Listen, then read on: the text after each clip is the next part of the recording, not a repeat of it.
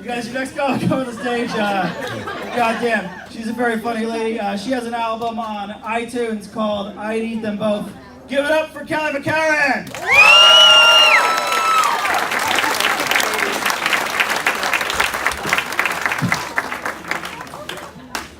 I have this new fear of being murdered, which means I'm online dating now. Here's my tip for anybody new to online dating. Never meet your new date anywhere where a jogger can find your body the next day. That tip is brought to you by the opening sequence of Law & Order. Or you know. I was talking to one guy from online dating, and things were going really well. Like, we talked on the phone for hours. I was like, oh my god, he's like, Ted from How I Met Your Mother, I'm the mother, this is gonna be amazing. And we were texting one night, I was at work, and he's like, we should meet. I was like, yes. I was like, I get off work at 10 though, I know that's late, but maybe we can meet at a bar nearby. And he wrote back, bars are lame. Which should have been my first red flag. Because bars aren't lame, that's where alcohol lives. So I wrote back, I was like, well, what do you suggest then? And he goes, let's meet at the beach. You know what, I used to not get that kind of response, but since #MeToo, it's been, feelers are up when I say that now. So I wrote back to him, I was like, you know, I'd prefer to meet somewhere indoor with people, witnesses. And I prefer to meet at a diner or a bar. And he wrote back, well, if you're too scared to meet people, I don't want to meet you. And then he never talked to me again, and I was like, oh my god, you were totally gonna murder me. So I'm a survivor of murder. I like to think that I'm thriving. It's been a while since I took a break from dating after my last relationship because I put on about 45 pounds in the first few months of that relationship. Like I was gonna hibernate for the winter or something. Like at the beginning of the relationship, you know, he would tell me things like, you're beautiful with or without makeup, or, you know, I love you no matter what you weigh. So I guess like subconsciously I was like, challenge accepted.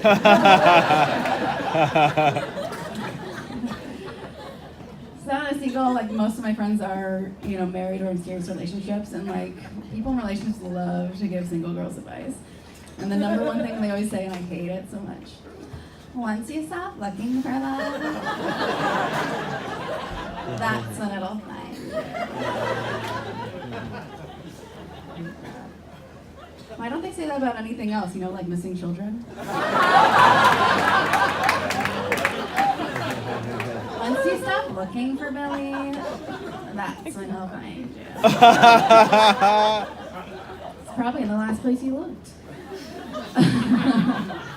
I was a late bloomer growing up. Like my friends were all like having boyfriends, getting it on in high school, and I was not by choice. I mean, it wasn't my choice. It was everybody else's. So I was like late into like having sex and stuff like that. So when I started, you know, guys would in bed would be like, "Tell me what you want, what you really, really want." Those are the Spice Girls, actually. I'll tell you what I want. That'd be so weird. The guys will be in bed like, "What do you want?" It's like, and I was like so inexperienced. I was like, "Oh, like, I don't know what my options are. Like, I just wanted you to have sex with me, and you're doing that. Good job." But now that I'm in my 30s, like, it's like I know what I want now. It's like, what do you want? Like a committed relationship that's gonna lead to marriage and babies.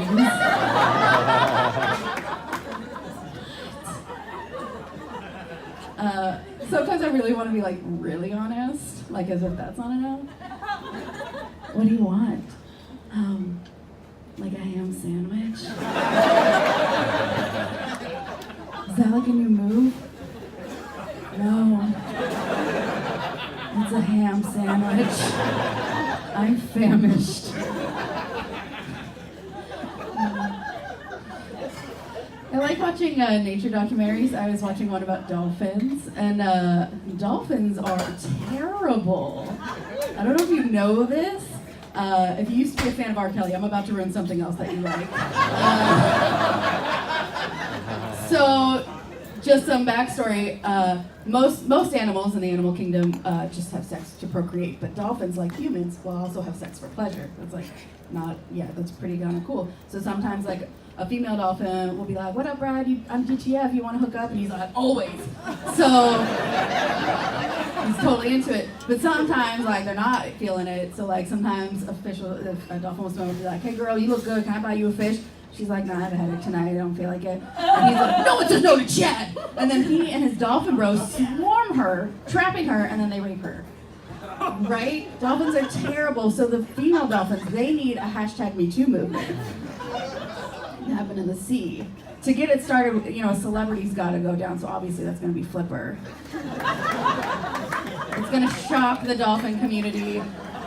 He has such a squeaky clean reputation, and star of his own show, and watched by families. He's the Cosby of the sea. I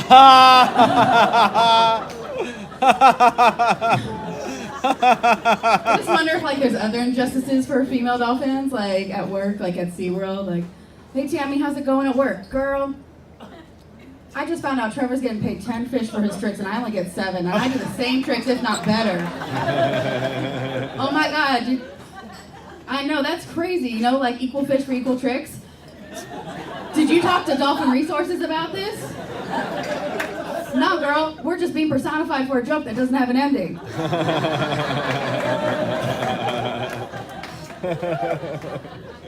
I wasn't this witty or confident as I was in high school. I wish I could go back and do some things over again. Like one time, I was reading aloud in class, and I read the word resume, and this kid, Jason Harmon, interrupted me. He goes, "It's pronounced resume." And I felt so embarrassed, and I never said anything about it, but sometimes you think of the perfect thing afterwards. So, can you be a jerk for a second? Yeah, he was like, "I got it." So I'm gonna say the word resume, and you're gonna interrupt me "It's pronounced a resume." You got it? Do we need practice? So you'll fill out your resume. Thanks for interrupting me, jerk. Can I resume my reading now?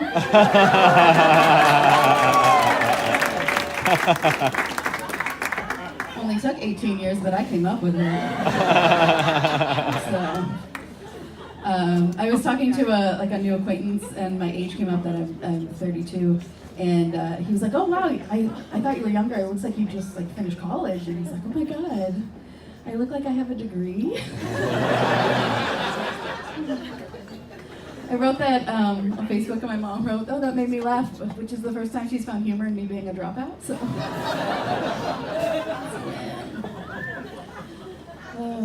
anybody else with bipolar disorder? Yeah. When you have a mental illness, you like to feel like you're alone. If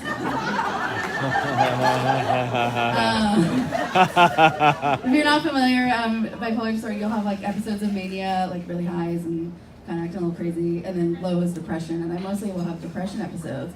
So it's like this rain cloud over me, be sad all day, don't go outside, don't shower, blah, blah. It's not as fun as I just made it sound.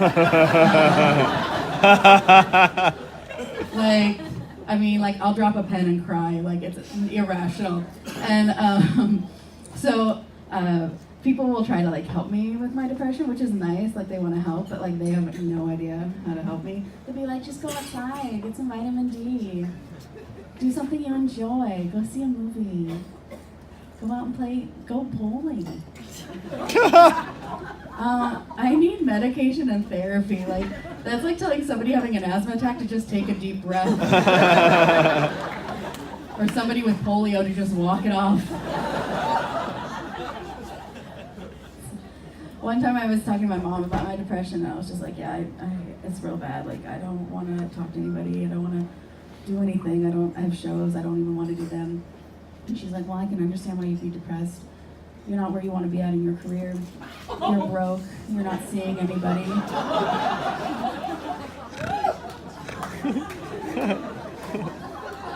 Is this a pep talk? Never work at a suicide hotline. Well, I can understand why you'd be upset. From what you're telling me, I don't feel great. Hello?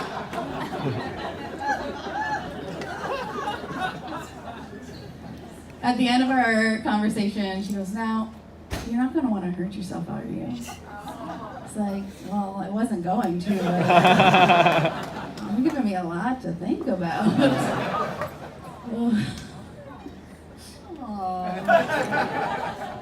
I don't do that. I eat food. I don't cut myself. I eat food. It's a different kind of pain I'm feeling. I've been working out again, and I was at the gym, and their car parked next to mine in the parking lot had a license plate frame that said marathon runner. I thought, well, way to brag. So I stole their car. And in its place, I left a note that said, "Your car is 26.2 miles down the road. Prove yourself." Thank you guys very much.